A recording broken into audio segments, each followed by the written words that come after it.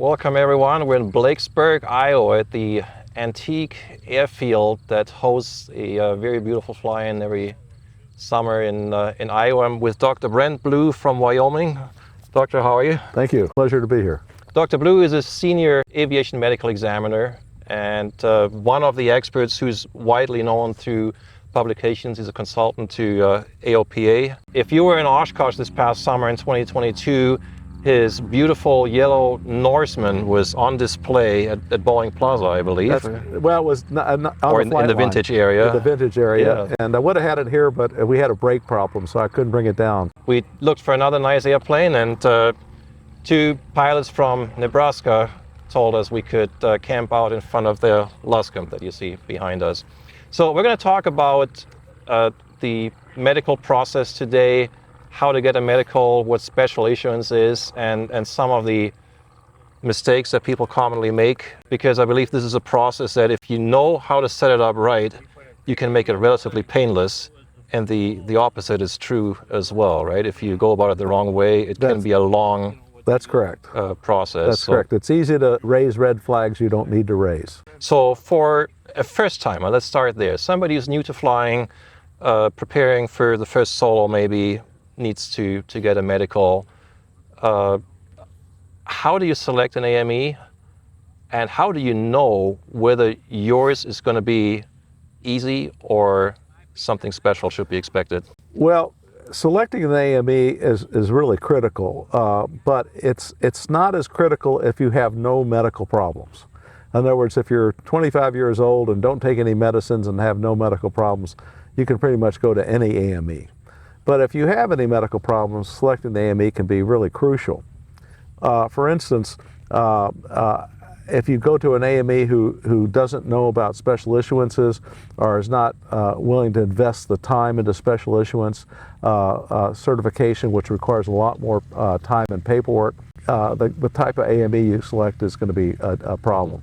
And I generally recommend AMEs who are pilots, because generally they're the ones who are interested in aviation, right, where other AMEs are just basically doing it as a job. Mm-hmm. And so I recommend people go to pilots and then ask around and talk to other pilots in their community and say, who do you go to? What were they like? Did they work for you? Did they help you get through the issues? And that's really the critical thing as far as selecting the AME.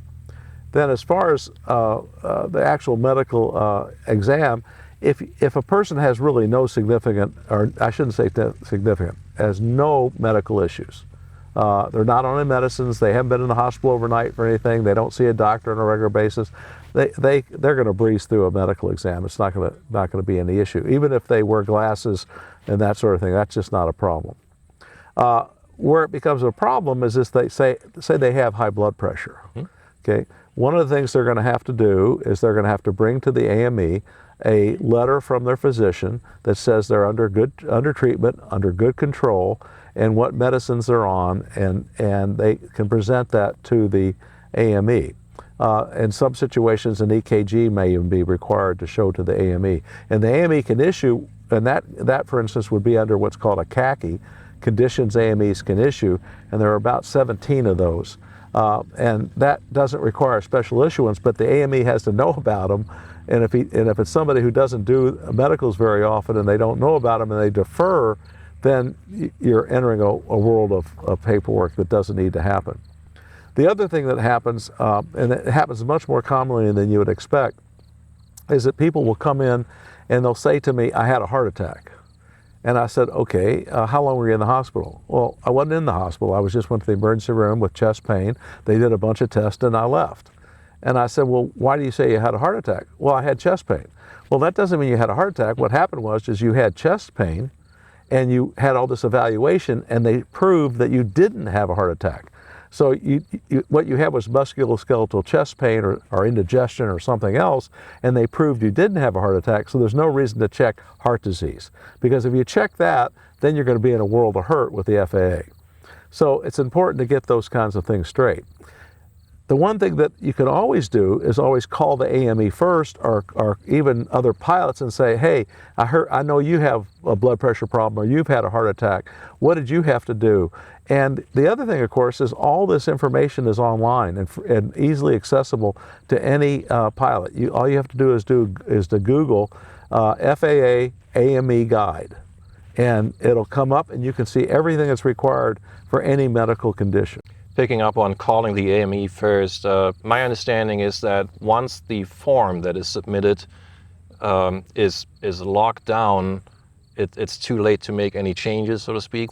Is that correct? And is it a good idea, if there's any question, any doubt, to have maybe a brief consultation with the AME before submitting the application? Well, what happens now is that the 8500 form is filled out online.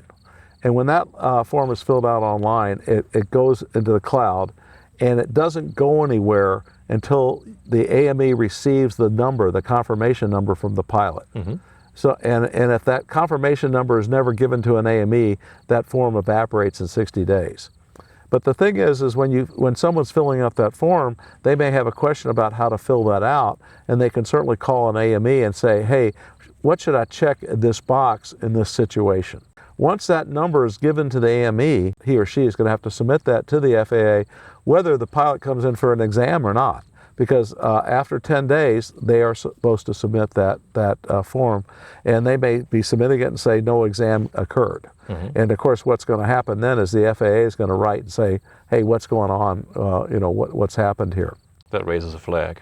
And so it's important now that there are certain things that AME can correct. For instance, if somebody checked, and this happens all the time, they check that they wear near vision contacts. They use contact lenses for near vision. That's it's sort of an antiquated question that the FAA has left on there. And anybody who wears contacts always checks, well, when I read a book, I have them in, but they're not really using them to read the book.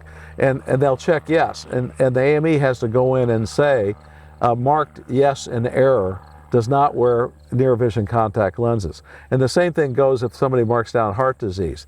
Doesn't have heart disease, had chest pain and went to the ER.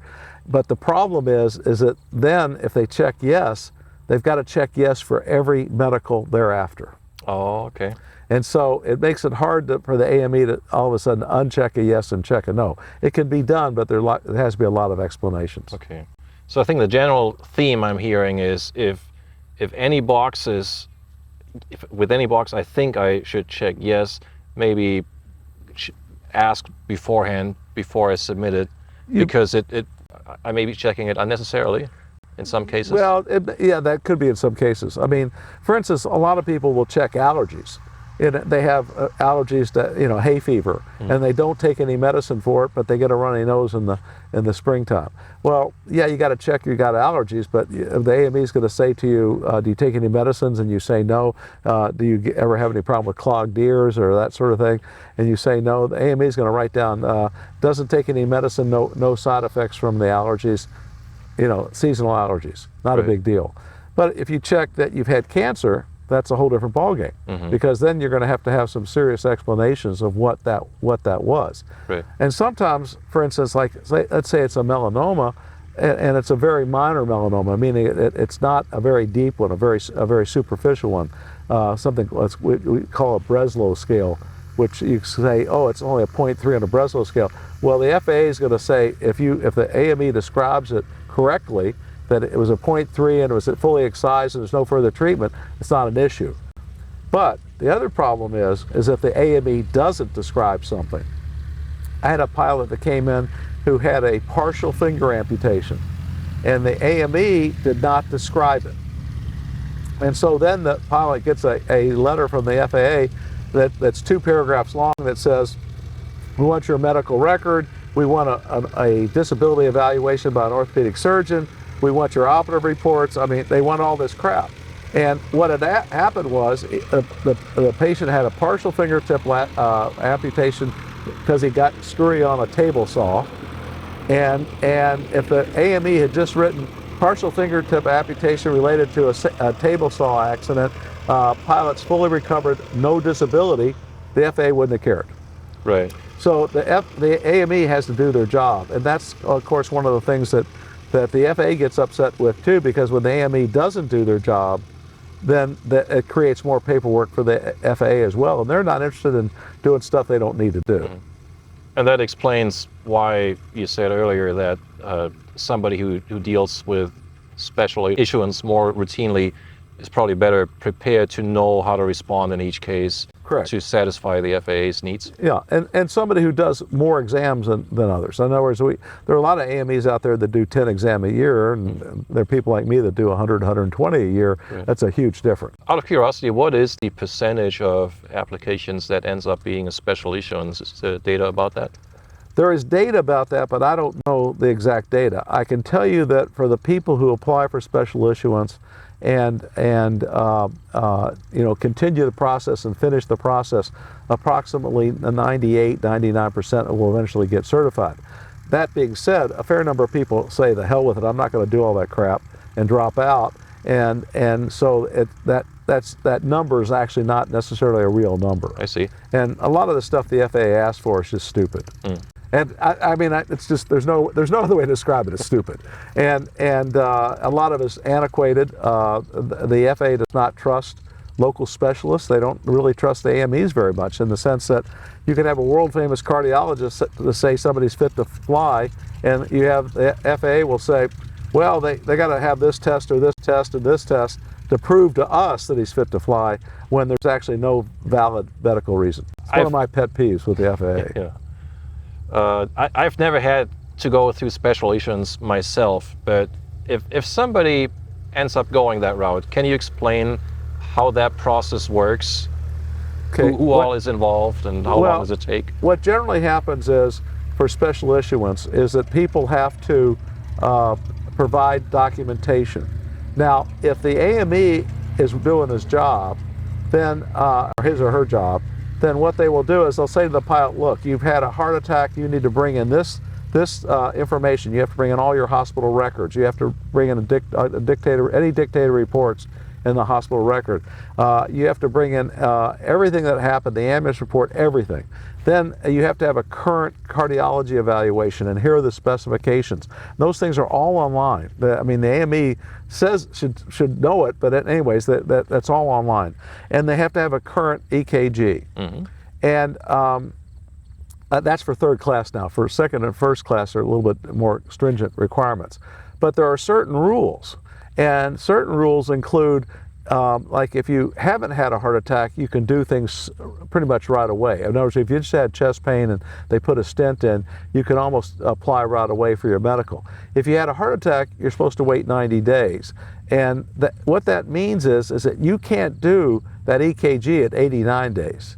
You got to do it after 90 days. And if you do it at 89 days, you're going to have to do it over. So it's important to make sure you understand the rules and follow what's in the basically online and what the AME tells you. If you do that all at one time, that all goes into the FAA, and then it gets evaluated. And generally, what they will do is they will send a letter out that says you're denied, but you're being considered for special issuance, and we're evaluating what you sent in, or you're supposed to send in more. Now, if all goes well, you might have a medical in 8 to 12 weeks. The other way that a lot of people will end up doing this is that they'll go to the AME totally unprepared, having had a heart attack or some other issue. The AME has to defer. They have no choice. They defer to Oklahoma City. Then the pilot will then get a letter from the FAA that spells out exactly what they want done. And of course, that takes more time, because now you've had to wait for that. The form goes in instantly, but it doesn't get read right away. And then then they have to generate the letter, and the letter sometimes generation that can take a month sometimes. Mm-hmm. So it just depends. And then you got to go get make appointments and get the laboratory testing and the EKGs and all that sort of stuff. And so it just slows down the process. Do you find that the FAA is pretty consistent and predictable in their processing of the information, or is there a little bit of luck involved in who ends up reading the paperwork? Well, consistency is not their forte. I mean, some things are pretty consistent, but I wouldn't say it's always their forte. they come up with rules periodically, like they've come up with rules now for polycystic kidney disease, which are pretty ridiculous. And somebody who's had polycystic disease for 20 years all of a sudden now has to go out and do additional testing. And I can assure you that the FAA cannot point to one accident ever that was caused by polycystic kidney disease. I mean, it's total BS. But now they gotta do these extra things that are just silly. In actuality, the accident rate from medical incapacitation or medical problems is less than 0.5% of all accidents. Plus, the basic med program has pretty much proven that the third-class medical is pretty irrelevant, in that the accident statistics for third-class medical pilots and accident statistics for basic med pilots is essentially the same. There's no difference. There's no difference. And so that really sort of sums it up. And don't forget, a lot of pilots on basic med had special issuances and went to basic med because they didn't want to put up with the BS that they had to do every year for the FAA, and they're doing all just fine. So I think that really basic med has proven the third class medical is pretty irrelevant. Since you mentioned basic med, I love basic med. It's made life easier for me. It's all I need for flying. But for somebody with health issues, what are examples where basic med can help, and what are situations where it's not a solution to keep somebody flying or get somebody into flying? Well, basic med's a solution to most flying. And what I mean by that is you have to have had a valid third class medical. So that's your entree to basic med. So you have to have had a third class medical.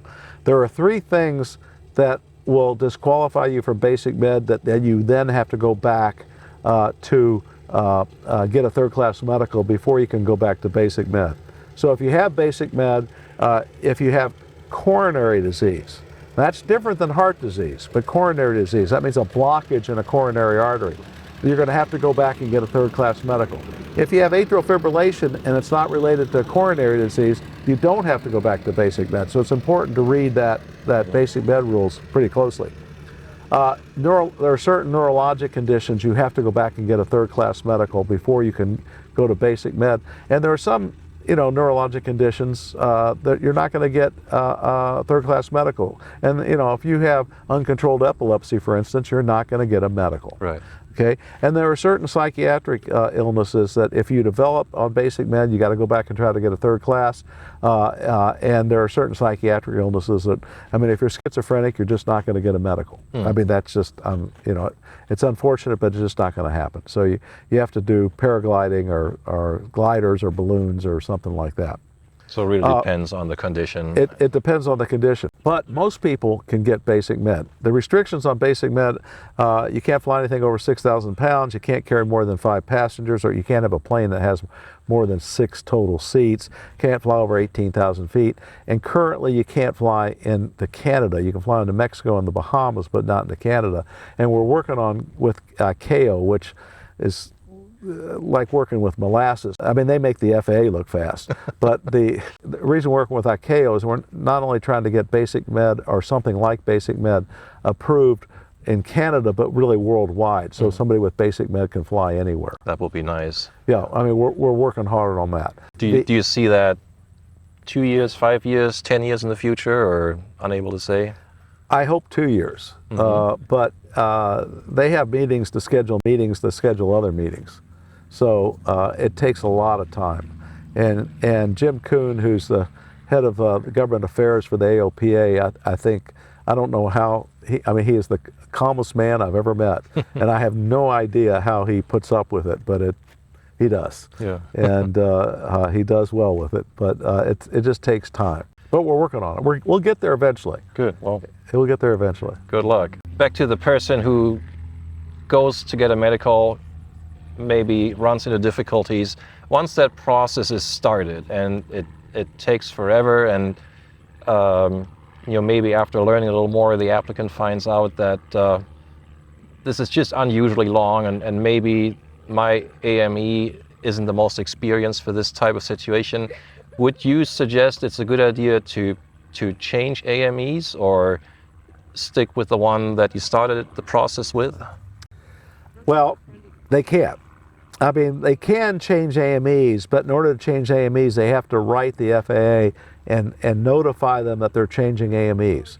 For instance, if somebody calls me up and says, you know, this happened to me, my AME did this and this, I can't call the FAA and ask them about that record because it's privileged. So they actually have to change their AME to me or to whomever else they go to. So that could be an issue. If it's a HIMSS AME, in other words, the HIMSS program has to do with alcohol and drug issues. The FAA has to approve that change. Once somebody is in the process of special issuance, you can't get out of the process. And some people enter the process erroneously. Right. And because the AME has deferred when they shouldn't have deferred, and even then it can take a long time, and the pilot may still get a regular medical, but it takes time, and they still may have to prove they don't have the condition that the AME referred them for. There are AMEs still out there that refer or defer medicals for hypertension. It's crazy, but it still happens. The key thing, and I tell this to people all the time and to pilots all the time, is you want to stay healthy. It's not just flying; it's staying healthy in other regards. And so there are four major issues for longevity, and which correlate to how long you can fly.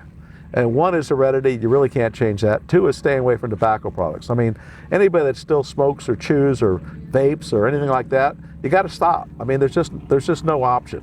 That's the worst thing you can do to your body. And you can take, you know, a bag full of vitamins every day. You can do all sorts of stuff, and you're going to die from tobacco. You're going to die from nicotine. You got to stop it. There's just no ifs, ands, or buts. Second two things, or the third and fourth things are the hardest, and that's keeping your weight down and vigorous exercise. We all tend to gain weight. Generally, it's about a pound a year after age 40. You have to work out and fight to make that not happen. And that takes not eating as much and exercising even more. That's just what you have to do. And then exercise from a medical perspective is 30 minutes of getting your heart rate in the target zone every day. That's the ideal. Target zone being 220 minus your age, and then going at 70% of that. So that's what everybody needs to be doing. Problem with pilots is that we sit in airplanes all day. You know, we're at airports where they only have junk food. I mean, vending machine food is just horrible. You know, we've had these discussions before. I mean, at Oshkosh, you know, they call a fresh food iceberg lettuce, and that you might as well just drink a glass of water for all that does for you. But you know, and I tell people all the time, you know, pack lunches, you know, take Tupperwares with salad and sliced apples or whatever, nuts and so on. But a protein bar is nothing but an expensive candy bar. That's not real food. And neither is popcorn and a lot of other things like that. But I'm talking about real food. And the other thing is, as we all get older, we need to be more vigilant about not only hydration but food. Mm-hmm. And that's really key. And that's an area where I could do a little better myself. We too. all can. Yeah. I got the same problem. Yeah. So my takeaway from the whole conversation is maybe the two most important things for somebody getting a medical is, one, pick an AME that does a lot of medicals, that knows what cases are special and how to handle them. And the second thing is, if you have any health issues at all, do your homework on how or if they affect the process for getting your medical, and maybe have a consultation with the physician before submitting the form and starting the exam. Well, even before filling out the form. But it's not just the physician, it's an AME. Because a lot of physicians who are not AMEs don't know the federal regs and how they might affect a pilot's medical. I mean, we have physicians all the time that prescribe medications without any knowledge of how that medication might affect a pilot's mm-hmm. medical. And they'll say, oh, that's no problem. You can take that medicine, and you can't. So you go online, look at the AME guide, see what's on there. There's another section called Disease Protocols, which lists exactly what you need for that. Look to see if the condition is a khaki condition, which is conditions AMEs can issue, which means that you don't have to go through the special issuance process. Learn as much about those things as you can, and if there's any questions whatsoever, talk to the AME or talk to even the Pilot Protection Services people at AOPA and say, how should I fill out this form? Or how should I check this? Or should I check this? Or, and so on.